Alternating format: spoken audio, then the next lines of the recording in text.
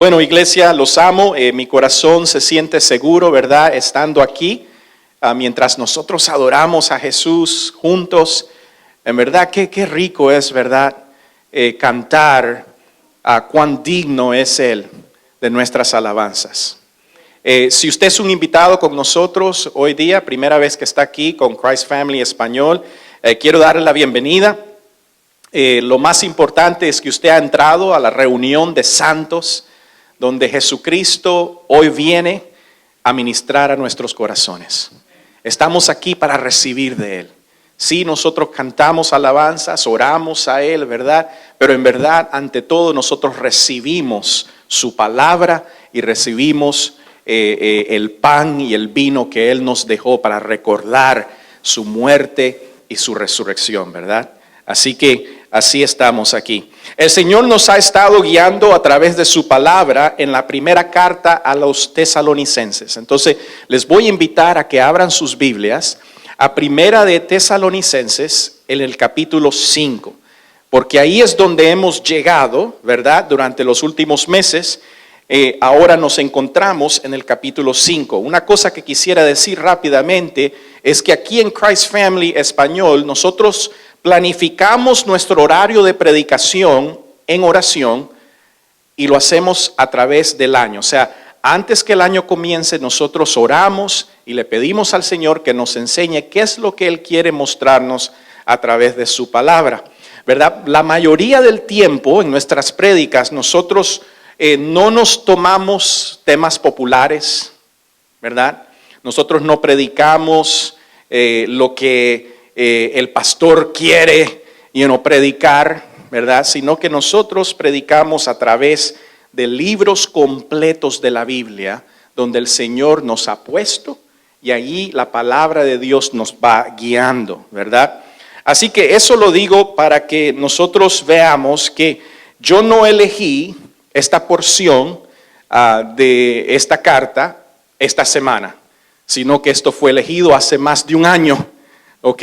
Así que no tiene nada que ver con los eventos que han pasado en nuestros alrededores a través de las últimas 2 semanas, ¿verdad? Sino que el Espíritu Santo hace más de un año, cuando oramos, el Señor nos llevó a establecer nuestro horario de predicación y hoy estamos en la prédica que el Señor quería para nosotros hoy. ¿Ok? Así que primera de Tesalonicenses capítulo 5, versículos 1 al 11, ha sido muy alentador para mí en las últimas 2 semanas. Y yo he orado que también lo sea para usted. Y quiero comenzar la lectura de la palabra de Dios esta tarde reconociendo que los últimos 7 o 8 meses han sido meses muy difíciles para todos nosotros, ¿verdad? Muchos de nosotros hemos sido bombardeados con todo tipo de emociones. ¿Por qué? Porque hemos enfrentado una pandemia. Hemos enfrentado tensiones sociales, tensiones raciales, disturbios en las calles. Hemos visto imágenes de horribles asesinatos en la televisión. Hemos visto mucho odio y mucha rabia, ¿verdad? En todas partes, en todos lados, incluso en el mundo evangélico. Yo sé que yo he sentido mucha tristeza y muchos de nosotros hemos sentido mucho miedo, mucho temor, ¿verdad? Y todo esto culminó hace 2 semanas con una elección como ninguna otra que yo haya experimentado. Ahora, por favor, escúchenme, no quiero hablar de política, pero sí quiero hablar de nuestro corazón y de que seamos sensibles al corazón de otras personas. Independientemente de que esas personas hayan votado por la persona que nosotros votamos o no, o independientemente de que esa persona crea o no crea las narrativas culturales que nosotros hemos creído. Yo tengo maravillosos hermanos y hermanas en Cristo que han experimentado opresión, han experimentado odio racial Y para ellos las narrativas de los medios y las cosas que ven en las noticias los llenan de corazón de tristeza, miedo y ira. Algunos de nosotros crecimos en países como Cuba o Nicaragua, ¿verdad? Crecimos en países donde experimentamos el dolor de perder nuestras familias y nuestras vidas como las conocíamos debido a gobiernos opresivos. Y cuando vemos las narrativas del creciente socialismo y comunismo en los Estados Unidos, nuestros corazones se llenan de tristeza y de temor y de ira. Ahora bien, yo no estoy diciendo que todas estas narrativas sean ciertas. Escúcheme. Lo que yo quiero decir es que todos tenemos corazones que se ven afectados por los tiempos y las fechas en que vivimos. Independientemente de si estamos de acuerdo o en desacuerdo con las narrativas políticas y sociales de nuestro día, ¿verdad? Nuestros corazones son afectados. Acabamos de presenciar una elección extremadamente polarizante. Y muchos aquí hoy se encuentran tristes, molestos y con temor hacia el futuro de este país. Los eventos actuales de nuestro mundo siempre llevan a nosotros y a nuestros corazones a una avalancha de emociones. Sé que muchos de nosotros estamos tristes, temerosos del futuro cercano y ansiosos por los tiempos y las fechas en que nosotros vivimos. Pero Primera de Tesalonicenses 5 hoy nos recordará que los tiempos y las fechas no son donde deberíamos de estar enfocados y donde nuestros corazones deberían de estar plantados.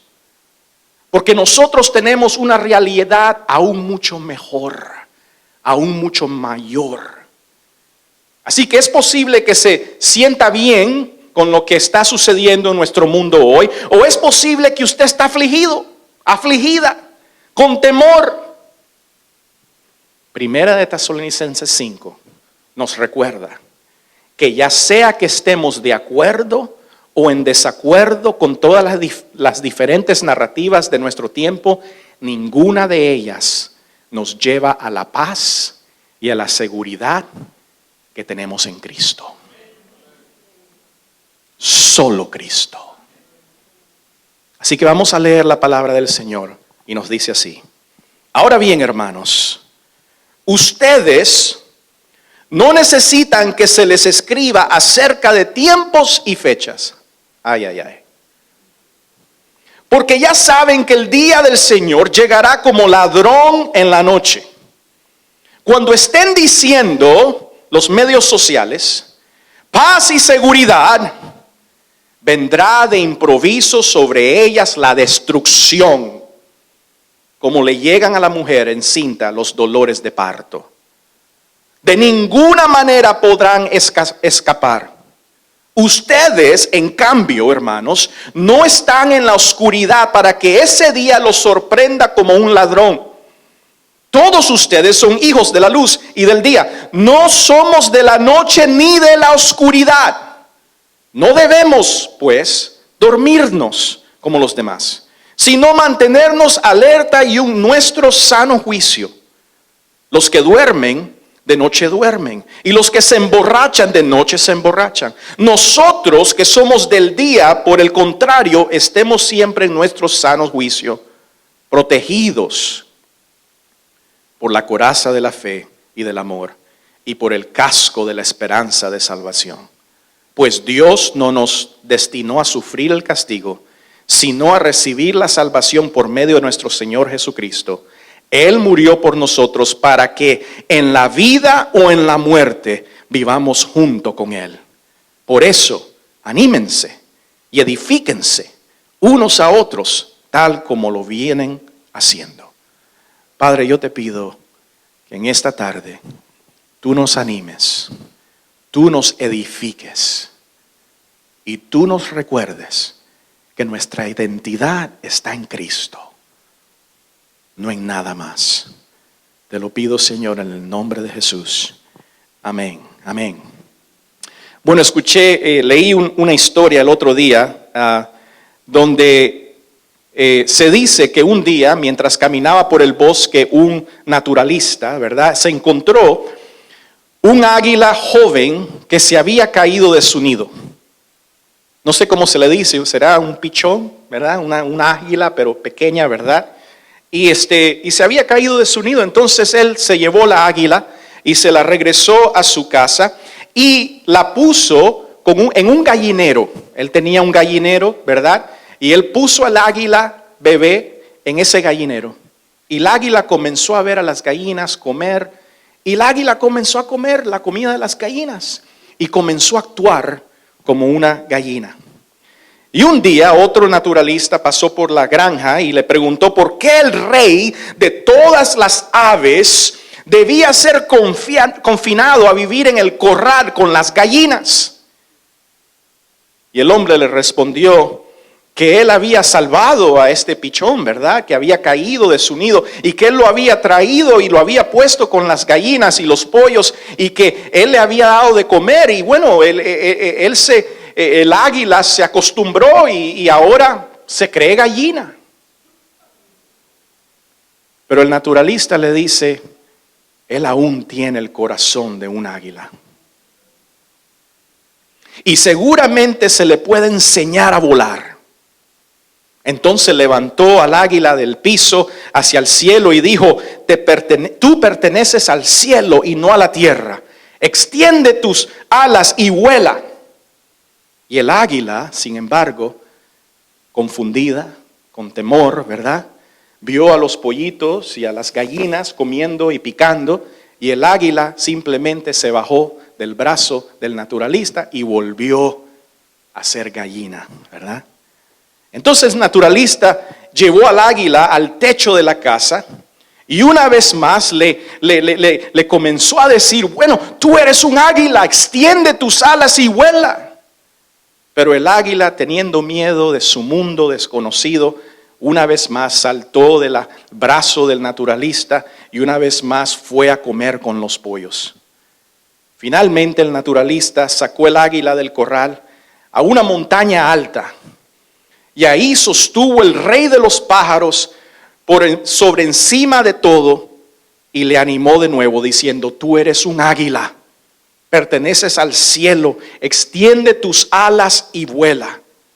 El águila miró al alrededor, miró hacia el corral que lo veía a las millas allá y miró al cielo. Entonces el naturalista levantó directamente al águila hacia el sol y el águila muy temorosa abrió sus alas, ¿verdad? Y después de un sonido de victoria se dejó ir y comenzó a volar. Nunca jamás regresó el águila a ese corral con las gallinas.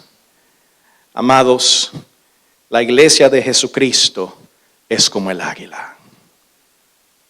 Durante años hemos vivido y estamos en el mundo, con el mundo. Y muchas veces nos olvidamos de quiénes somos. Nosotros tenemos una identidad muchas veces fuera de lugar. Y cuando tenemos una identidad fuera de lugar, nos lleva a vivir la forma a la que vive el mundo, como el águila viviendo como una gallina. En nuestro texto hoy, Dios nos llama a vivir a la luz de quienes somos, sin importar lo que está sucediendo a nuestro alrededor, sin importar lo que está pasando en los tiempos y en las fechas en las que nosotros vivimos. Ya sea que Joe Biden asuma el cargo de presidente o ya sea que de alguna manera Trump pueda probar sus acusaciones de fraude, si creemos en el racismo sistémico o no, si creemos que el socialismo es el camino a seguir o no, ya sea que estemos de acuerdo con una cosmovisión u otra, nuestra identidad no debe estar ligada a nada de esto. Dios comprende que estas cosas son importantes para nosotros. Él entiende que nuestros corazones han sido afectados por ellos. Y con nosotros experimentamos tristeza, enojo, miedo, temor por estas cosas. Pero hoy Dios se dirige a nosotros a través de nuestro texto y nos recuerda quiénes somos. Estas cosas nos definen y no deberían de ser las fuerzas impulsadoras de nuestra vida. Escuchen lo que el Señor dice de nosotros en este texto. ¿Quién dice Dios que somos? Miren el versículo 5 y 6, dice así: todos ustedes son hijos de luz y del día. No somos de la noche ni de la oscuridad. No debemos pues dormirnos como los demás, sino mantenernos alerta y en nuestro sano juicio. Dios a través de estos versículos nos está diciendo: no vivan como todos los demás, porque ustedes son hijos de Dios. Nuestra identidad no es la misma que la identidad de los demás. No debemos preocuparnos por las cosas que se preocupan los demás. No debemos perseguir las cosas que otros buscan. No debemos esperar las cosas que otros esperan. Amados, hemos sido transferidos del reino de las tinieblas al reino de luz. Si todavía vivimos en este mundo y sí nos afectan los asuntos actuales del mundo, pero nuestra mirada y nuestro corazón no están en esas cosas, sino en Dios, que nos ha dado una nueva identidad como sus hijos. Así que aquí está la pregunta directiva para nosotros en esta tarde. ¿Cómo es que nuestra identidad como hijos de Dios nos hace diferentes al resto del mundo? ¿Cómo es que nuestra identidad como hijos de Dios nos hace diferente al resto del mundo? 6 cosas, pero voy a ir rápido, ¿ok? Se los prometo. La primera, nosotros tenemos una diferente convicción. Una diferente convicción. El versículo 1 dice así: ahora bien, hermanos, ustedes no necesitan que se les escriba acerca de tiempos y fecha. ¿Por qué? Porque ya saben que el día del Señor llegará como ladrón en la noche. Lo primero que Pablo nos recuerda es que como hijos de Dios no compartimos las mismas convicciones que el mundo comparte. Sabemos algo que ellos no saben. Y Pablo y sus amigos o sus compañeros acaban de pasar un tiempo recordándonos el regreso del Señor al final del capítulo 4. El pastor Alex hace 2 semanas predicó sobre eso, ¿verdad? Y ellos hicieron mención del regreso del Señor pensando, ¿verdad?, en la pregunta que los tesalonicenses tenían. Aparentemente los tesalonicenses no tenían ningún problema en creer en el eminente regreso de Jesús. Pero cuando algunos de sus hermanos y hermanas murieron, comenzaron a preguntarse: ¿qué les pasó? ¿Qué le pasó a mi querido hermano que yo amaba, que se sentaba conmigo en la iglesia y oraba conmigo y adoraba conmigo? ¿Dónde está? ¿Qué le pasó? ¿Se murió? Y Pablo respondió a su pregunta recordándoles las palabras de Jesús en Mateo 24. Y nos dijo que en ese gran día del regreso de Jesús, los que murieron antes de su venida resucitarán. ¿Verdad? El regreso del Señor no es una operación silenciosa. Yo sé que a muchos les han enseñado eso, ¿verdad? Que el Señor va a venir bien calladito.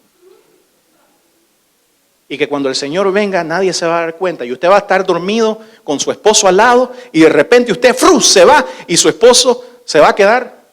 ¿Qué le pasó a mi esposa? ¿Verdad? Eso es lo que enseñan las iglesias.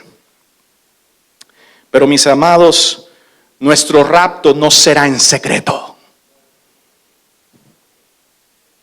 Pablo nos dice en el capítulo 4 que habrá un anuncio angelical y el sonido de trompetas celestiales Cuando el Señor levante a los muertos en Cristo primero, y luego aquellos de nosotros que todavía estamos aquí, seremos arrebatados con ellos para unirnos al desfile celestial del regreso de Jesús. ¡Qué cuadro, amado! ¿Ah? El Rey reinante anuncia su regreso. Todo ojo lo verá. Él regresa por su pueblo. Entonces Pablo quería que los tesalonicenses y nosotros supiéramos que si morimos antes de ese día, no nos perderemos el desfile. Pero Jesús nos resucitará y nos arrebatará con Él. Y estas son las palabras de aliento. Por eso Pablo termina el capítulo 4 diciendo que nosotros debemos animarnos los unos a los otros con estas palabras. Realmente lo que Pablo está diciendo es: quiero que ustedes se recuerden constantemente unos a otros que nuestra identidad no está ligada a este mundo, pero esperamos al que resucitó y viene por nosotros. Amados, nuestras vidas deben girar en torno a esa verdad. El único lugar donde nosotros encontraremos la paz y la seguridad para nuestros corazones está aquí, en el regreso de Cristo. Es con esas instrucciones que Pablo aborda una aparente segunda pregunta que tenían los tesalonicenses. Y creo que una pregunta que todos nosotros luchamos en este día. Bueno, Pablo, creemos que Jesús regresará, pero ¿cuándo? Han pasado más de 2000 años, Pablo. ¿Cuánto más tenemos que esperar? ¿Cuánto más tenemos que sufrir? ¿Qué pasa con estos tiempos y estas fechas que estamos experimentando? Cuéntanos, Pablo, algo sobre ello, Pablo. ¿Cuándo podemos esperarle? Yo a menudo me río y después me pongo un poco triste cuando veo iglesias que hoy, ¿verdad?, hacen series de sermones con sus tablas del tamaño de una pared de los últimos tiempos, con todos los recortes de los periódicos pegados en ellas, como si supieran exactamente cuándo regresará Jesús. Parecen como un noticiero, ¿verdad? El noticiero con la pantalla atrás. Bueno, aquí viene esto y esto es lo que está pasando aquí, ¿verdad? Y es ahí cuando Jesús viene.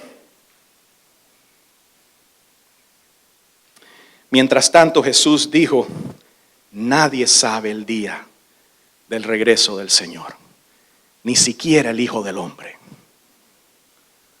Sin embargo, todas estas iglesias evangélicas gastan tiempo y dinero tratando de resolver y conectar los tiempos y las fechas actuales como una especie de rompecabezas escatológico. Bueno, los tesalonicenses no eran diferentes. Ellos estaban sufriendo, ellos estaban experimentando injusticias a manos de sus opresores y estaban experimentando pérdida y muerte. Y ellos querían preguntarle a Pablo: Pablo, ¿cuándo? ¿Cuándo? Pero Pablo les recuerda, versículo 1: ahora bien, hermanos, ustedes no necesitan que se les escriba acerca de tiempos y fechas. No necesitamos involucrarnos en todo ese lío. Ese no es tu problema. ¿Por qué? Versículo 2: porque ya saben que el día del Señor llegará como ladrón en la noche. En otras palabras, tu convicción es que el Señor vendrá y nadie sabe cuándo. Pero ¿cuál es nuestra convicción? Es que Él viene. Que Él viene. Eso está seguro. Así que no te detengas en los tiempos y en las fechas. Simplemente mantén tu convicción. Él viene. ¿Verdad? Así que, ¿por qué tenemos ¿Cómo es que nuestra identidad como hijos de Dios nos hace diferente al resto del mundo? Bueno, el resto del mundo, la convicción del resto del mundo está enfocada en los tiempos y las fechas. Y la nuestra no. Nuestra convicción es Jesús regresa. Número 2, una diferente confianza, ¿verdad? Miren el versículo 3, dice, cuando estén diciendo paz y seguridad, vendrá de improviso sobre ellos la destrucción, como le llegan a la mujer encinta los dolores de parto. De ninguna manera podrán escapar. Amados, nuestra convicción diferente nos lleva a una confianza diferente. ¿Verdad? La confianza del mundo no está puesta que el Señor del universo aparezca y corrija todos los errores. Su confianza no está en el Rey de paz. En cambio, buscan la paz, buscan la seguridad en sus propias acciones y en sus propias agendas. Pero sabemos que todo eso es tontería. Foolishness, ¿verdad? Amados, no podemos quedar todos atrapados en las narrativas políticas y sociales terrenales de nuestros días. Como que si de alguna manera la respuesta para la paz, la respuesta para la seguridad en nuestro mundo se encuentran en ellas. Nuestra paz es Jesús. Nuestra seguridad es Jesús. Independientemente de los terribles eventos que nosotros vivimos en nuestros días, lo que todos sabemos con certeza es que este mundo se está desvaneciendo y que esperamos un Salvador que es el Señor Jesucristo, que se levantó de la tumba y con la voz de un arcángel y el sonido de la trompeta descenderá del cielo tal como Él ascendió, y cuando Él aparezca corregirá todos los males de este mundo. Esa es nuestra confianza. Nuestro mundo ama la independencia del Señor.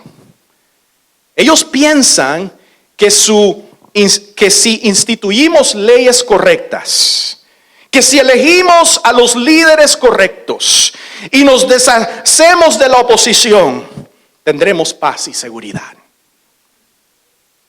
Ignoran su quebrantamiento.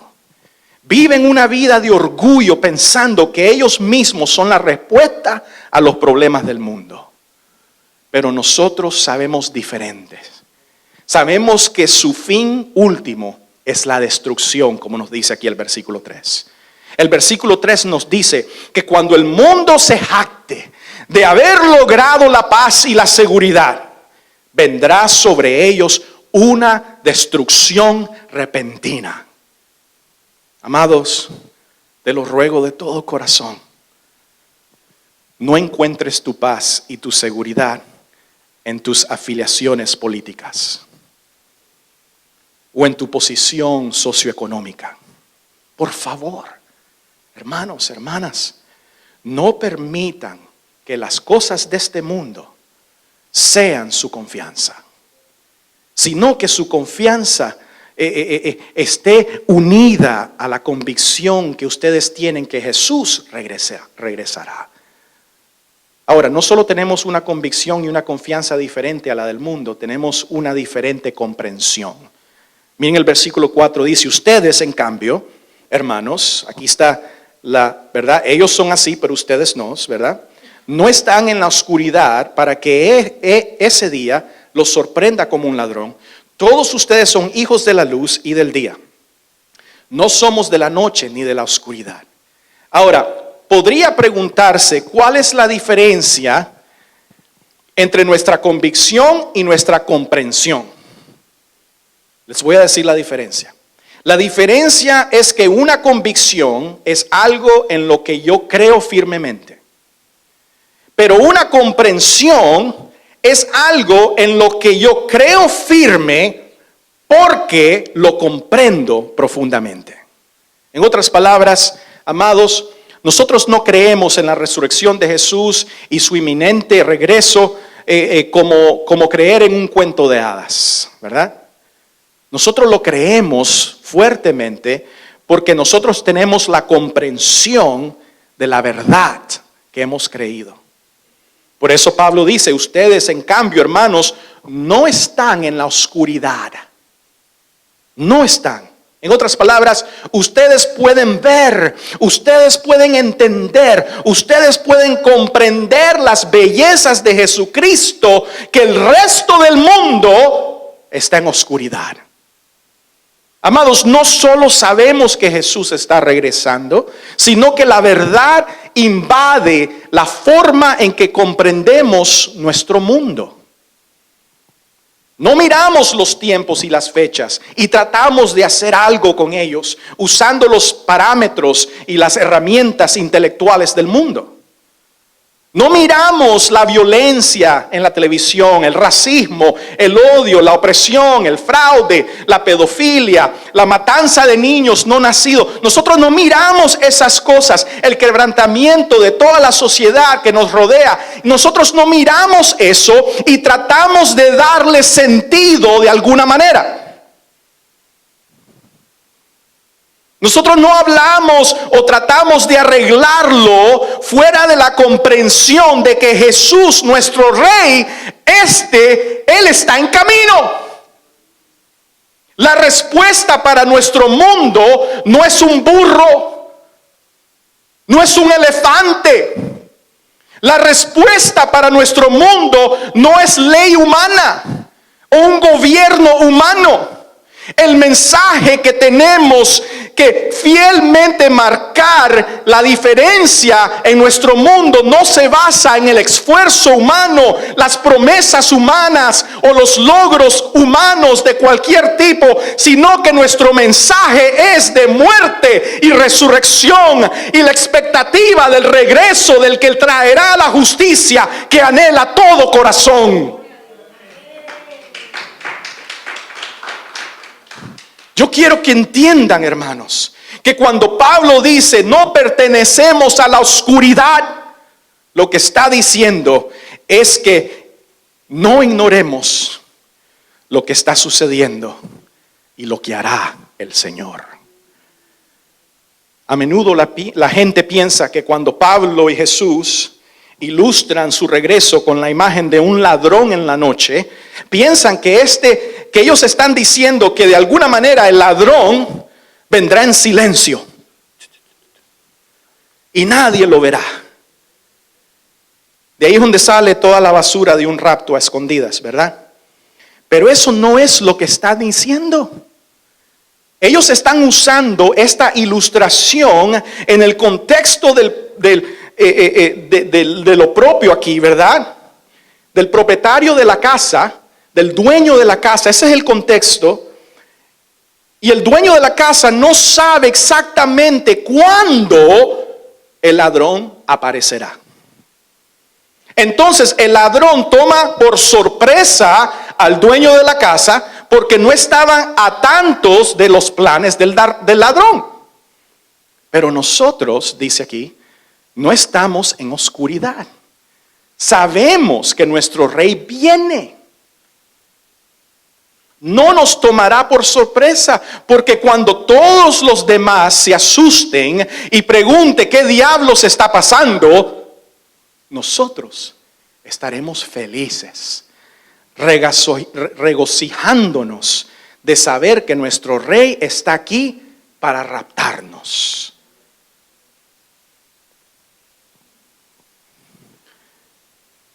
Mis hermanos, tenemos que comprender que no pertenecemos a la noche. Tenemos que comprender que no vivimos para el aquí y el ahora. Hermanos, comprendamos que nuestra seguridad y paz no están ligadas a los eventos y a los personajes de este mundo. Comprendamos que cualquier día el Señor vendrá por nosotros. Así que no durmamos, hermanos.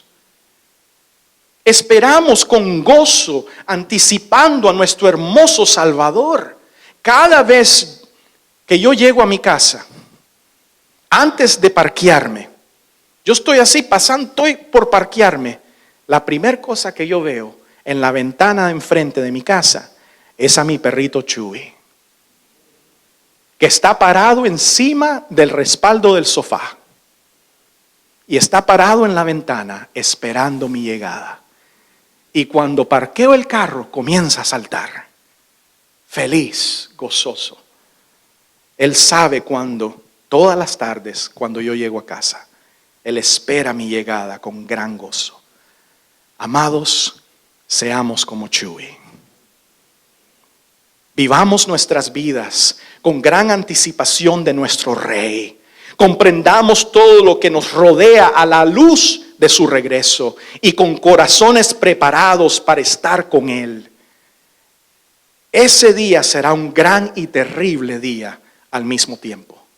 Será un gran día para aquellos de nosotros que somos hijos de la luz, pero para el mundo en tinieblas será un día terrible, un día de gran tristeza, un día del rechinar de dientes de aquellos que son tomados por sorpresa. Amados, quiero hacerles una pregunta a todos. ¿Están listos ustedes para recibir al Rey? ¿Están listos?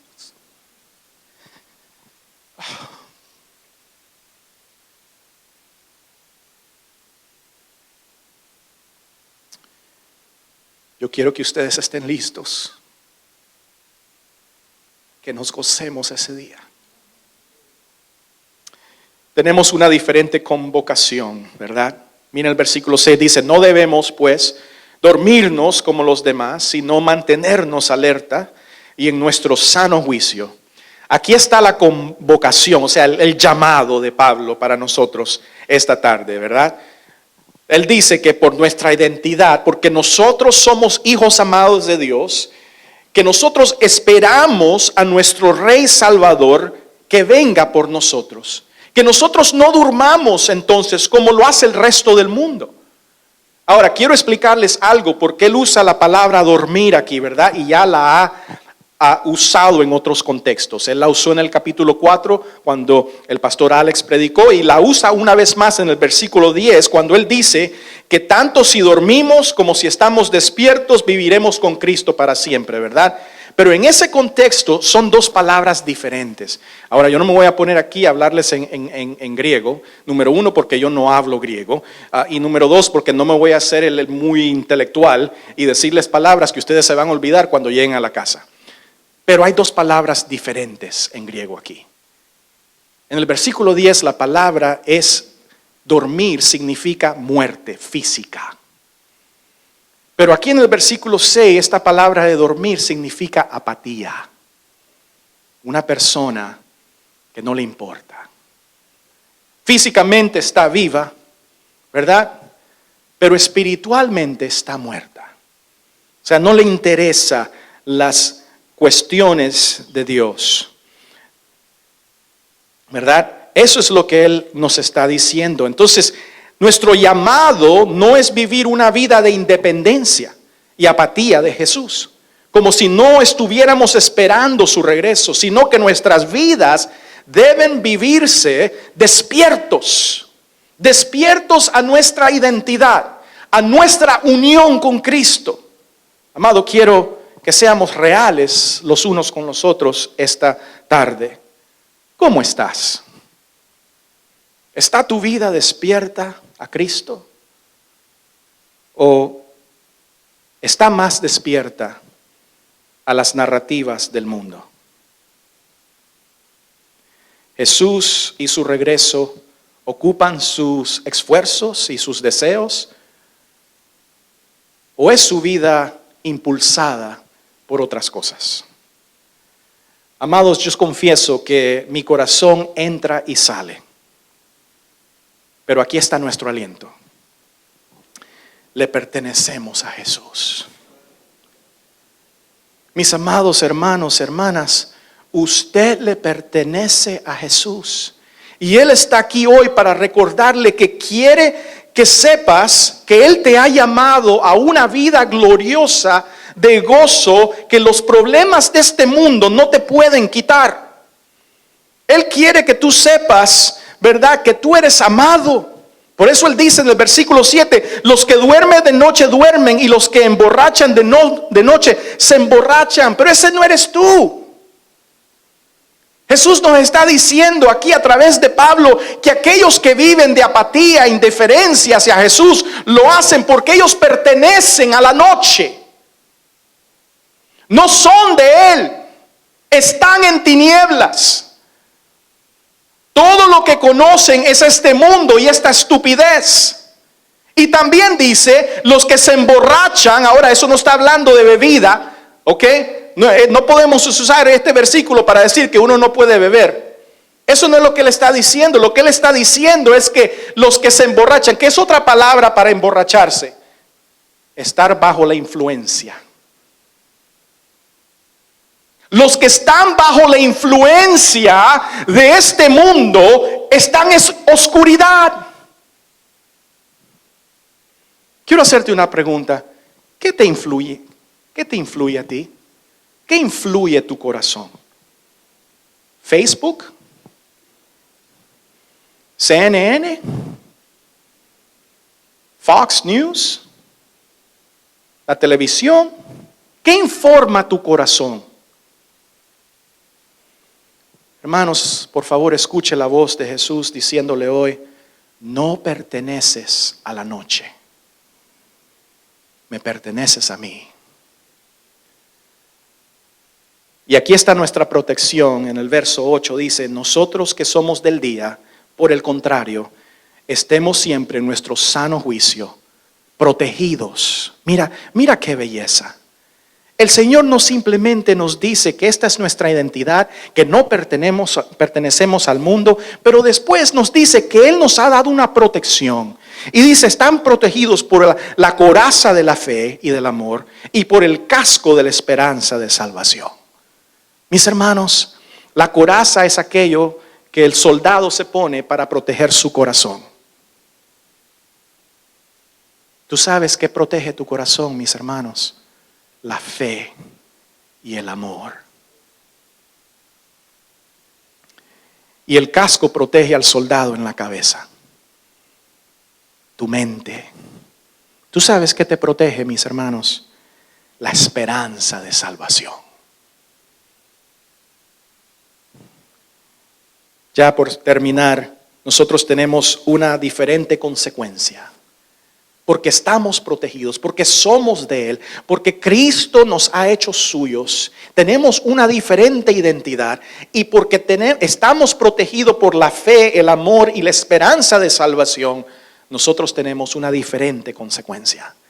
Miren el versículo 9 dice, pues Dios no nos destinó a sufrir el castigo, sino a recibir la salvación por medio de nuestro Señor Jesucristo.